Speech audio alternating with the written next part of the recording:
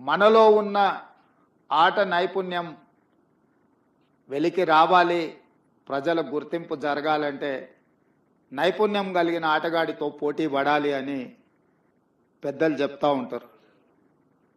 ఈరోజు పక్క రాష్ట్రంలో నారా చంద్రబాబు నాయుడు గారు ముఖ్యమంత్రిగా బాధ్యత చేపట్టిన తర్వాత అభివృద్ధిలో, సంక్షేమంలో వారితో పోటీ పడి ఈ రాష్ట్రాన్ని ముందుకు నడిపించే అవకాశం నాకు వచ్చింది.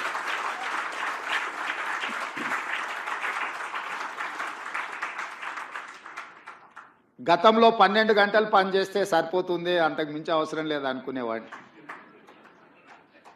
కానీ ఇప్పుడు వారు 18 గంటలు పనిచేస్తే నేను 12 గంటలతో సరిపెడితే కుదరదు. కాబట్టి మా అధికారులకు, మా సహచరులకు మనం కూడా 18 గంటలు పని చేయాల్సిందే.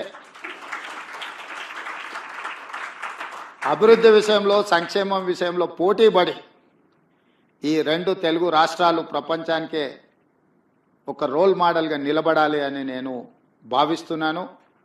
ఆ దిశగా మా ఆలోచన, మా విధానాలు, మా నిర్ణయం ఉంటుంది.